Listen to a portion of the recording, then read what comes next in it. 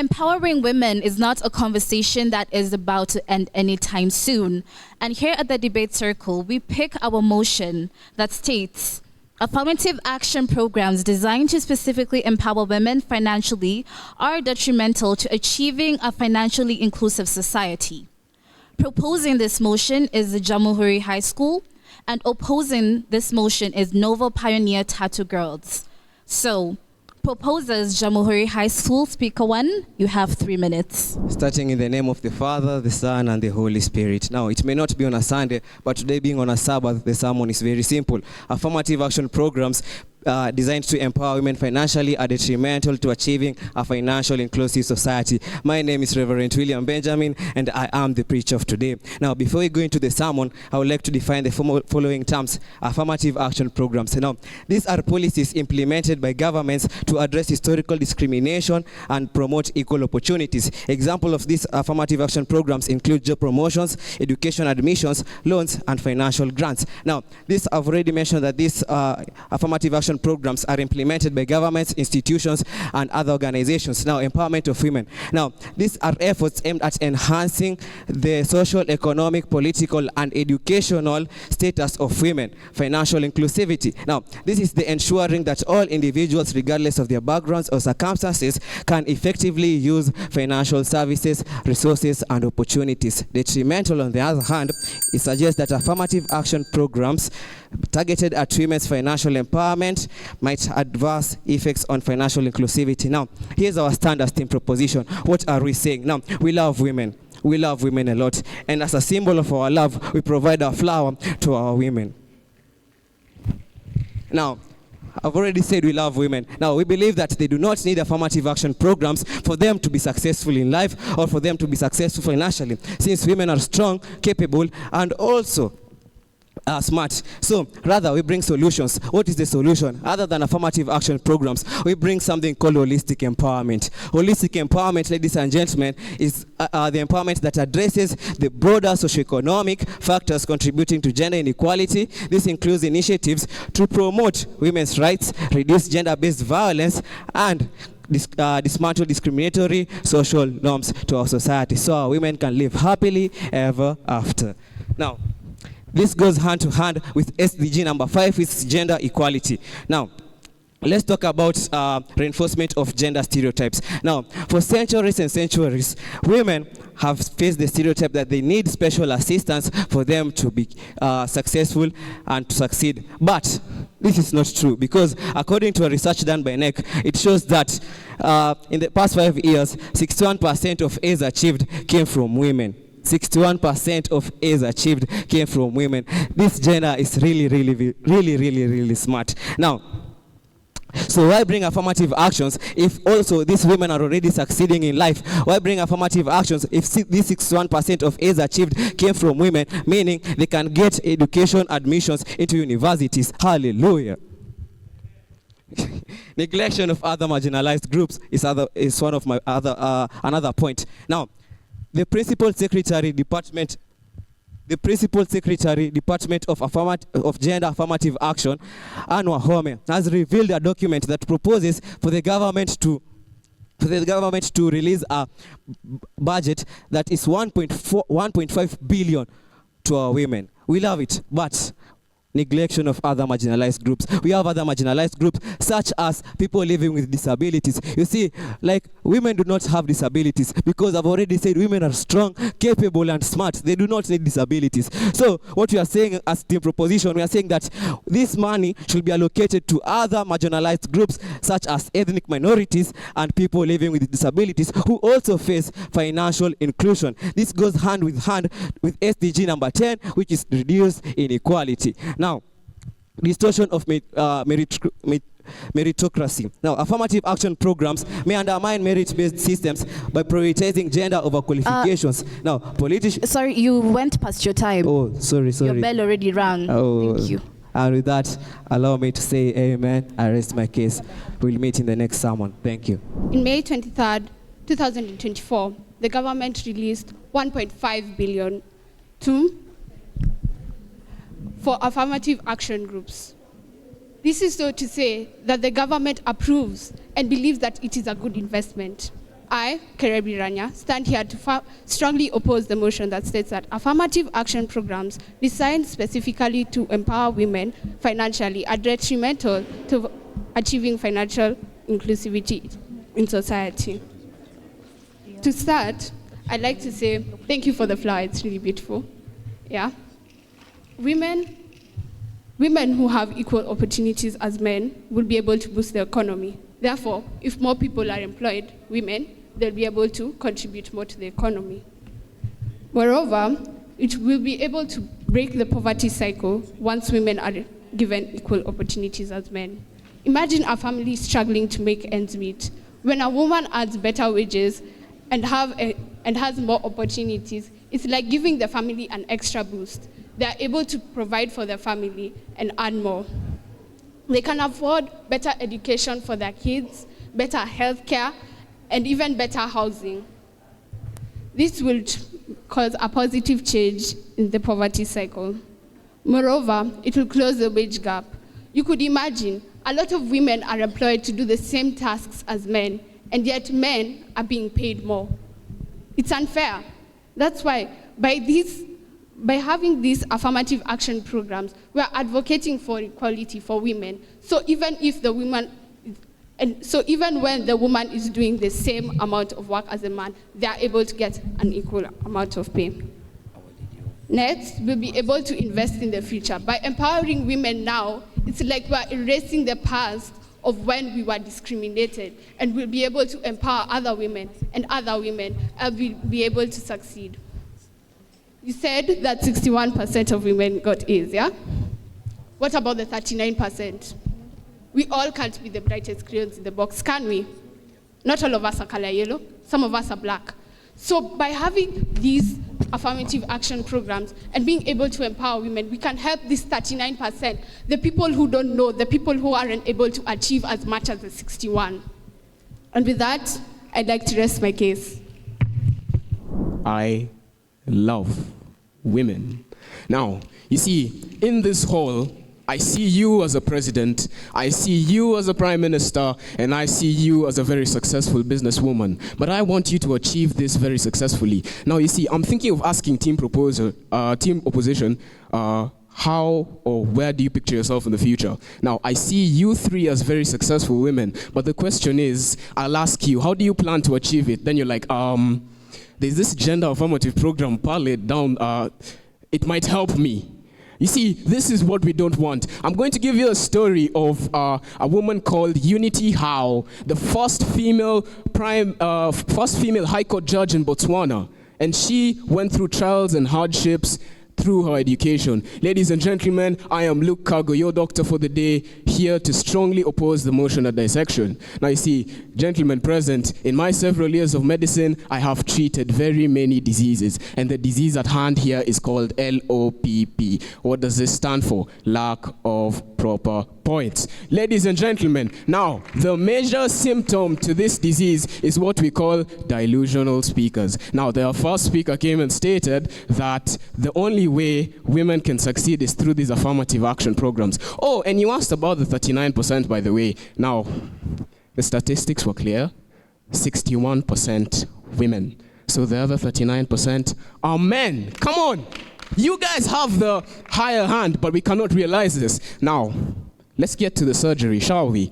Now, my first point, it leads to tokenism. Now, affirmative action can result in women being hired or promoted to meet quotas, leading to perceptions of tokenism and undermining the professional credibility. Now, here's the thing. We have a big organization, and we have a woman at the top. She's the CEO, very beautiful lady. But the question is, why is she there? Is she there because of qualification or just because she's a lady? This is why we're advocating for these women to be like us. We believe women are strong. Women get to the top. What these women think that we need help. We are not capable. We believe you're capable.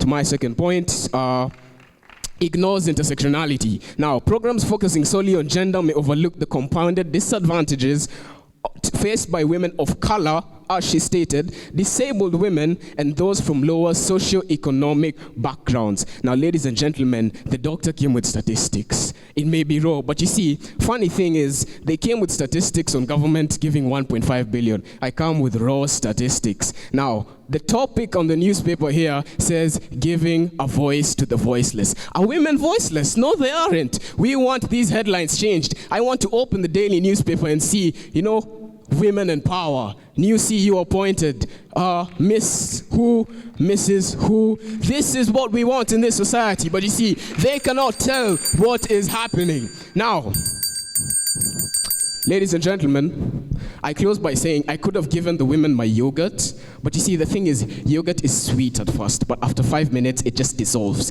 And this is how gender affirmative programs work. We are looking long term. You will have it for the first 2 years, but the thing is, in the next 10 years, where will you be? Alone. We want you to strive like us, and with that, ladies and gentlemen, I do rest the case. Thank you. Give a woman $1 and she can put it into good use. Teach her how money really works and she can change the world. This was said by Catherine Odeka in an article in The Star on the 11th of March, 2024. Now, to our fellow opponents, I would like to tell you that every single point you made is one. You've given us 1 point. 1 point. And I'm here to tell you how things actually work, because I'm a woman and I'm strong, and I'll show you how it works. The Kenya National Bureau of Statistics, in relation with the UN Women, found that women spend 7 times more on unpaid care work than their male counterparts. I would like to ask you, when was the last time you washed those clothes?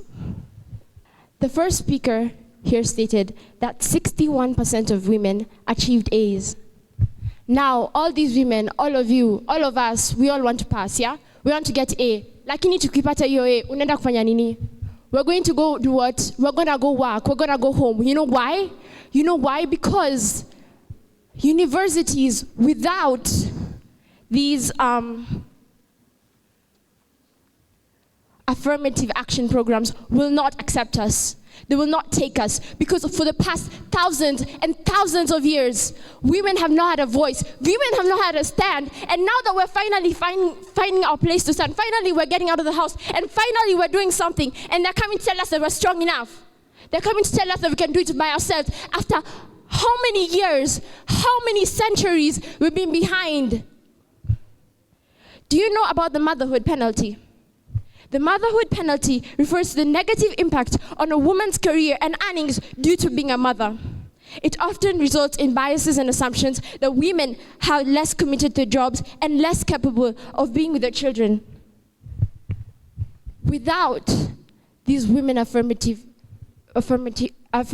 programs, where will we be? They give us a standing point. They give us a place to start. A place after thousands and thousands of years of being behind, as a ladder to be somewhere up next to these people, because women are strong. I agree with that part. Women are capable, but women have been discriminated. And women, we're not, women, lots of women in Kenya, by the way, they're not financially literate.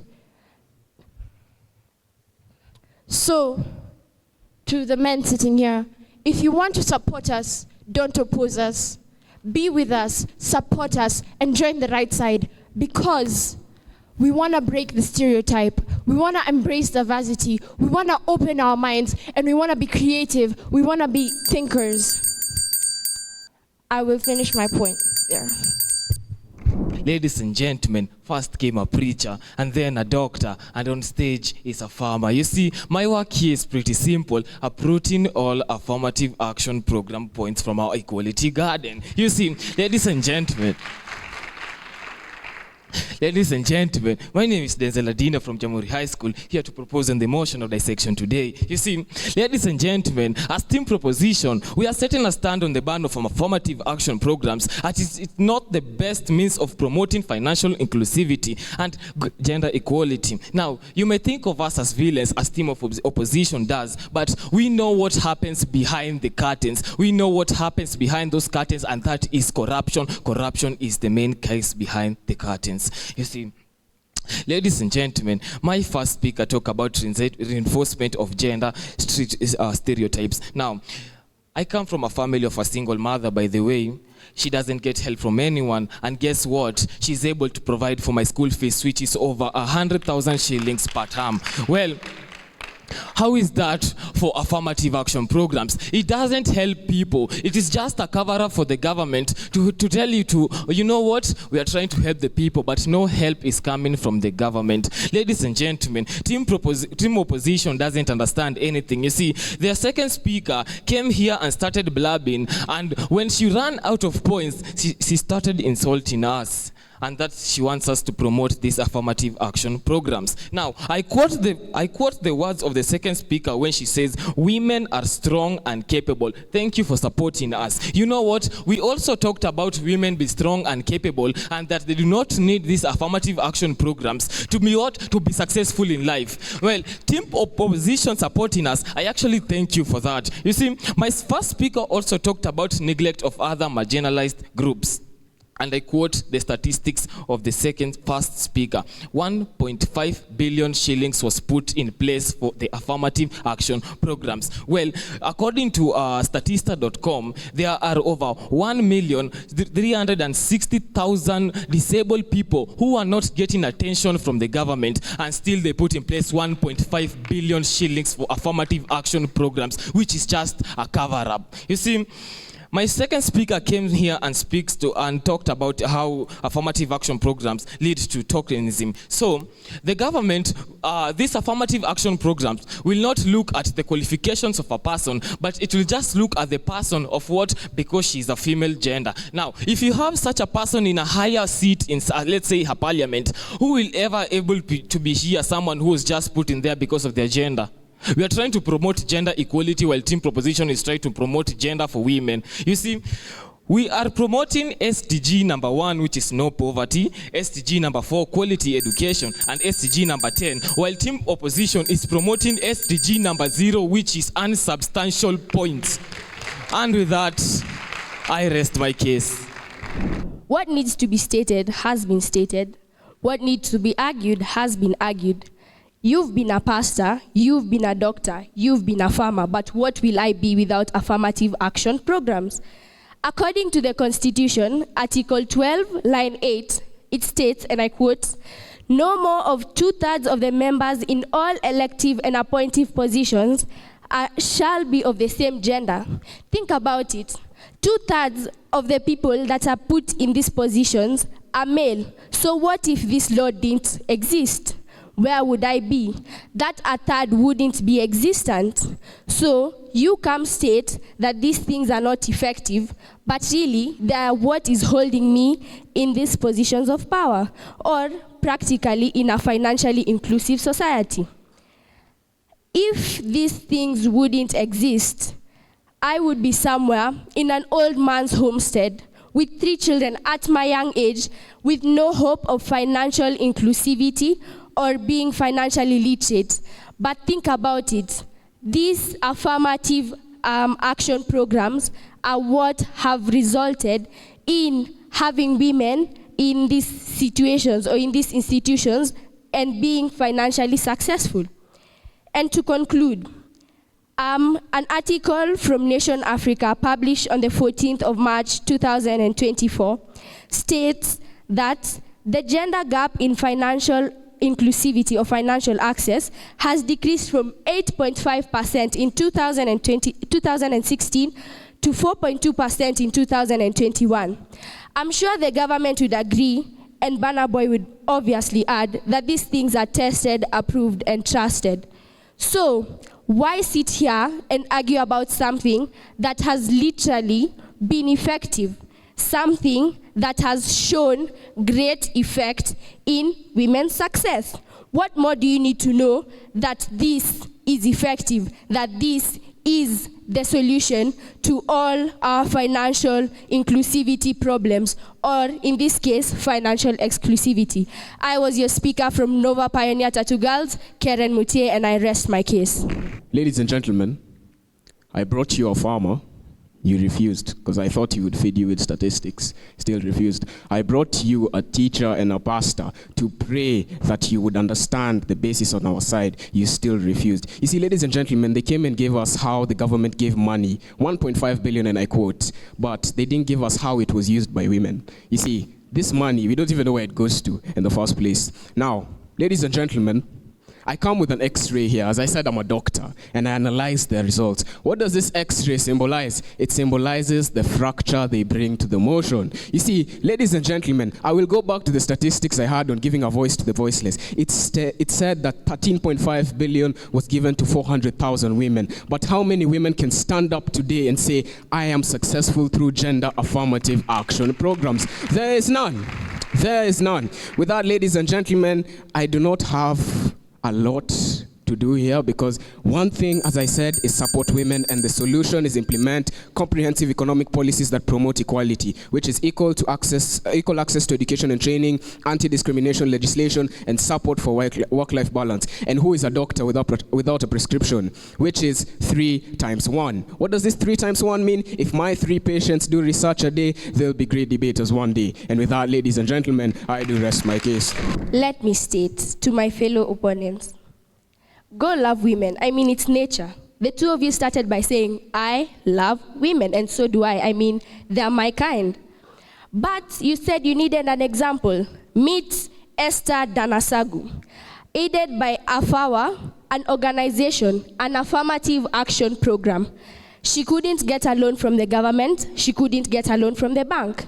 But through these affirmative action programs, she got a chance, and she now owns a clothing brand. Where would she be? And I don't think I really need to state much.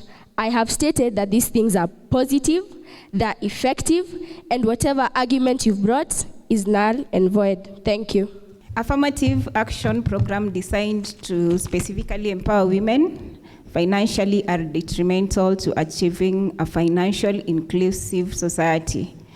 I have so many issues as far as this motion is concerned. I think both teams did their level best to give their submissions, but I feel that you should have done more research as far as this motion is concerned. Then another issue that I want to point out, for you to win in a debate, you have to come out convincing. You have to speak with a lot of passion and conviction, but most of you are reading from the script, so there was lack of coherency. There was lack of mastery of language and mastery of topic in most of the speakers, so kindly work on that.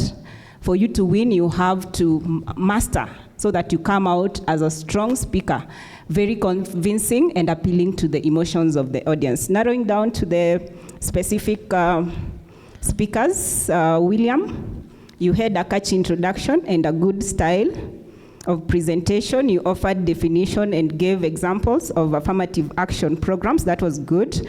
You were able to do the role of the first speaker, proposition. You also gave different examples to support and back up whatever you were saying. You are so composed, fluent, and coherent. There was also mastery of topic, and you were able to do so well. But I would also like to say that you did not manage your time well, so check on that next time.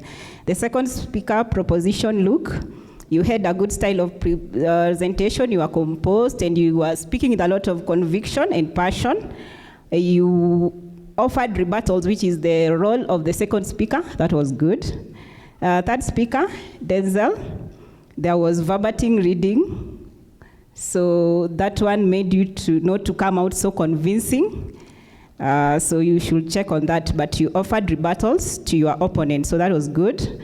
On the opposition side, Rania, I feel as a first speaker, you are supposed to be so convincing. You should come out because you're the first speaker. So the team, your team side depend on the first speaker. But okay, there was lack of confidence. So work on your confidence in the next debate. You were fluent, but you did not offer rebuttals as the first speaker. As the role of the first speaker, you gave clear definitions, which was good. The second speaker, Lena, you were reading from the script, so there was no mastery of content. You were able to deconstruct the opponent's points very well. I think it came out so well. in you, Lena, when you are able to come out so clearly and deconstruct their points. You are speaking with a lot of passion about women. You are also composed and fluent. And you are able also to manage your time well on stage. The last speaker, Karen, that was good style of presentation. But I feel that you should have done a lot of research as far as this motion is concerned.